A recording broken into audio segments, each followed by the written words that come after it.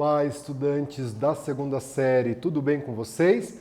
Sejam muito bem-vindos, sejam muito bem-vindas na nossa aula de História. Eu, professor Paulo Brito, Val, nosso querido intérprete aí, para esse bate-papo, para essa conversa sobre Revolução Francesa, período napoleônico, né? A fase inicial da Revolução Francesa, né? Como que essa França estava organizada antes da Revolução e o início da Revolução em 1789, o terceiro Estado heterogêneo, chacoalhando as estruturas do mundo moderno, do antigo regime e da monarquia absolutista. Vamos dar uma olhadinha no objetivo, ou nos objetivos da aula de hoje, né? Compreender como se deu o início da Revolução Francesa, como que ela começa, né? Quando que é o estopim da Revolução Francesa, quando que o terceiro Estado francês, né, se rebela, toma as ruas de Paris e dá início a essa revolução tão importante que marca o fim da Idade Moderna, o início da história contemporânea, né? E contextualizar o papel do terceiro Estado heterogêneo, se lembra? Alta burguesia, média, camponeses, trabalhadores urbanos, rurais, na condução do processo revolucionário. Então vamos juntos aqui, vamos conversar, vamos falar sobre a Revolução Francesa, né? Você lembra como estava dividida a sociedade francesa no antigo regime? Qual grupo social sustentava, né, com seu trabalho e impostos toda a sociedade francesa? Se recorda disso? Então a sociedade francesa estava dividida em 3 estados. O primeiro estado era o clero, alto clero e baixo clero. O segundo estado, a nobreza palaciana, vivia nos palácios, provincial, mais afastada, né, da capital Paris, e a nobreza togada, que eram os burgueses que compravam o título de nobre, e o terceiro estado heterogêneo, né, como a gente tem dito, destacado para vocês. Entender a heterogeneidade do terceiro estado é compreender as fases da Revolução Francesa. E era esse terceiro estado que sustentava com o seu trabalho e pagamento de impostos, né, que eram obrigados a fazer, todo o luxo, toda a vida luxuosa, né, do primeiro e do segundo estado, primeiro e segundo estado que não trabalhava, que não pagava impostos, vivia nos palácios, nas cortes, nos jantares ao lado do rei. Então esse era o panorama, né? A França era o estado mais populoso da época, cerca de 25, 26 milhões de pessoas, e 98% da sociedade francesa era composta de terceiro estado que sustentava aí o luxo do primeiro e segundo estado. A Declaração dos Direitos do Homem e do Cidadão vai ser feita em agosto de 1789, ali no início da Revolução Francesa. Então ele vai dizer ali, ó, os homens nascem, são livres e iguais em direitos, né? As distinções sociais só podem se fundamentar na utilidade comum. Então, né, essa declaração do século XVIII já aí vem com o tom de acabar com essa separação de que o primeiro e segundo estado têm privilégios. Todos nascem iguais e livres em direitos. Então não há essa diferença, né? Já o artigo 5º da Constituição Federal, tão importante a gente conhecer a nossa Constituição, né, promulgada no ano de 1988, ele traz ali, né, que todos são iguais perante a lei, sem distinção de qualquer natureza, né? Existem semelhanças entre os dois documentos? É claro que sim, né? Então essa ideia de que todos somos iguais perante a lei, sem que haja aí distinção ou privilégios. Estava lá no documento da Declaração dos Direitos do Homem e do Cidadão, documento produzido no início da Revolução Francesa, e está aí o artigo 5º da nossa Constituição Federal, né? Olha aqui, né? França comemora 230 anos da queda da Bastilha. Então, uma reportagem aí do ano de 2019, né? Se festejou os 230 anos da queda da Bastilha, um dos feriados mais importantes da França, né? Dia 14 de julho de 1789, a queda da Bastilha. E, afinal de contas, o que foi a queda da Bastilha? Vamos discutir, vamos aprender isso juntos, né? Aqui no nosso bate-papo. França às vésperas da Revolução, início de 1789, né?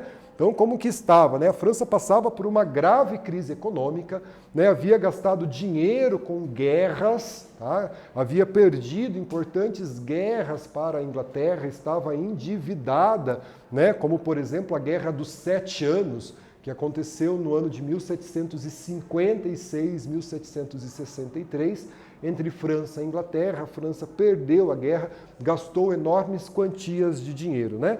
Também havia, né, uma grave crise econômica, fiscal, crise na agricultura, invernos rigorosos, né, e a má administração do monarca Luís XVI, que aumentava os impostos para sustentar a vida de luxo da corte francesa. Diante dessa grave situação, prevendo um levante social, né, um levante político, Luís XVI convoca a Assembleia dos Estados Gerais, né, um instrumento jurídico que havia na França, para uma consulta.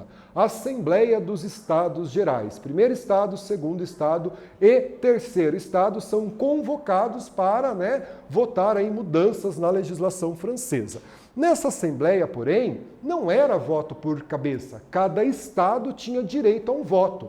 O clero, primeiro Estado, vai ter direito a um voto. A nobreza, segundo Estado, direito a um voto, e o terceiro Estado, 98% dos 26, 27 milhões de habitantes, direito a um único voto, né? Portanto, o clero e a nobreza reunidas, eles vão ter 2 votos contra um do terceiro Estado. Foi uma manobra que o Luís XVI fez para falar, olha, houve a tentativa de fazer uma reforma política na França. Então se reúne a Assembleia dos Estados Gerais, mas o voto não é por cabeça. Então, quando perguntam assim, o clero deve pagar impostos? O clero vai votar que não. A nobreza, votando junto com o clero, também diz que não. Mas o terceiro Estado diz que sim. Contagem dos votos, 2-1, o terceiro Estado perdeu. Mas a nobreza tem que pagar imposto? O clero diz não, a nobreza diz não, o terceiro Estado diz sim. O terceiro Estado, mesmo representando 98% da população, perdia a votação na Assembleia dos Estados Gerais, né? Então, o clero e a nobreza, eles estavam certos de que eles venceriam, mas não foi isso que aconteceu, né? O terceiro Estado, sabendo da sua importância política, econômica, social, afinal de contas, né, representavam aí 98% da população, vai gerar um impasse com relação a essa Assembleia dos Estados Gerais. E aqui eu trago uma atividade para a gente pensar. A imagem ao lado é uma crítica à sociedade francesa antes da Revolução. Quais estados representam as 3 pessoas e qual o sentido da charge? A gente volta a fazer a correção.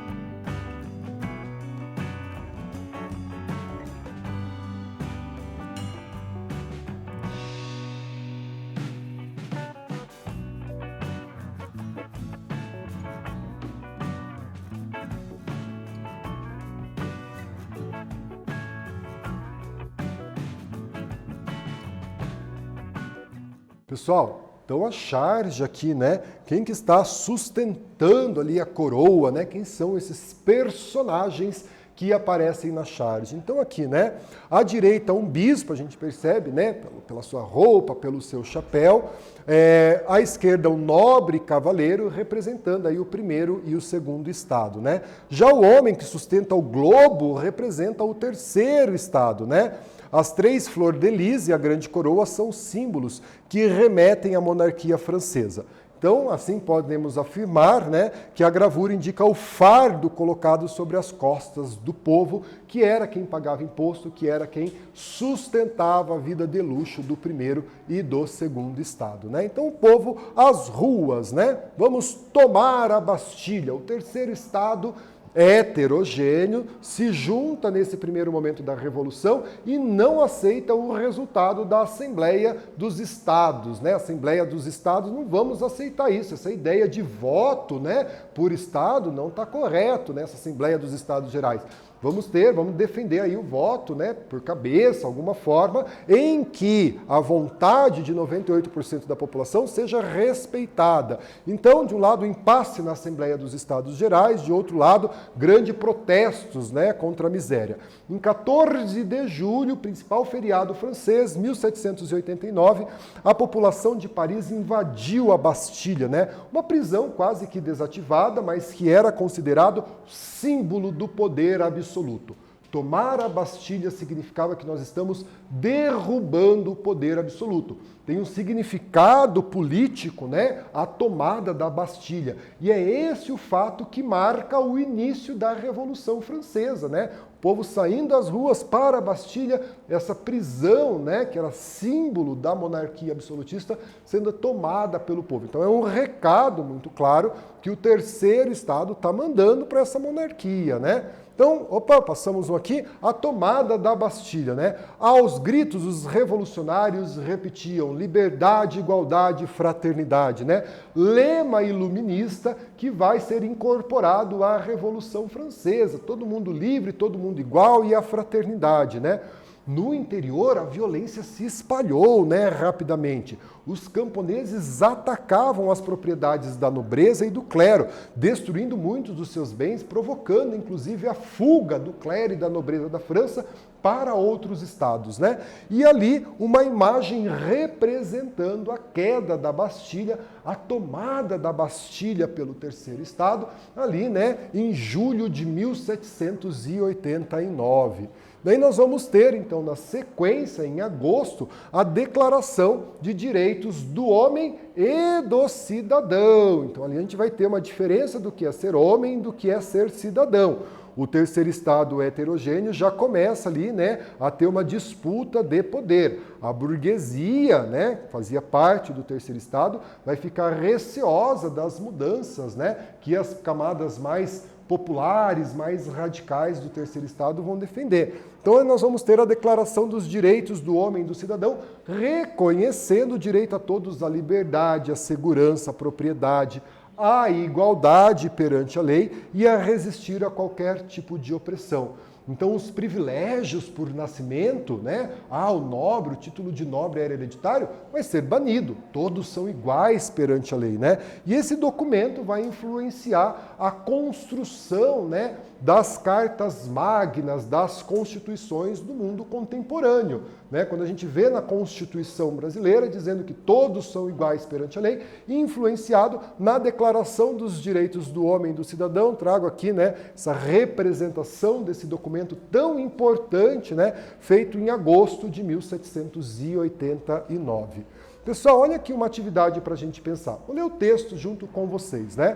A dramaturga e panfletária francesa Olympe de Gouges, em sua Declaração dos Direitos da Mulher, 1790, dirigida a Maria Antonieta, quem esperava aliciar para sua causa feminina, assevera que os direitos naturais das mulheres são iguais aos direitos do cidadão do sexo masculino, fixados na Declaração de 1789. Olha aí a questão, né, de gênero. Será que as mulheres e os homens tinham seus direitos reconhecidos como iguais na França? Então aqui, ó, as mulheres conseguiram os mesmos direitos que os homens com a Revolução Francesa? justifique, né? Vamos pensar um pouquinho nessas relações de poder, nessas relações de gênero na França. Será que as mulheres conquistaram os mesmos direitos? A gente volta fazendo a correção.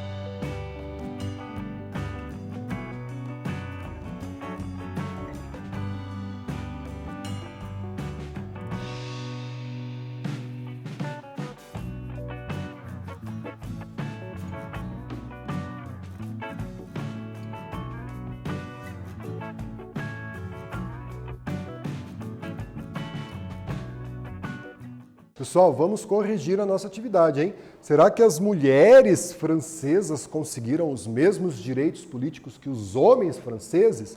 Então aqui, né, apesar dos grandes avanços em relação aos direitos do cidadão, a Declaração dos Direitos do Homem e do Cidadão não considerava as mulheres cidadãs.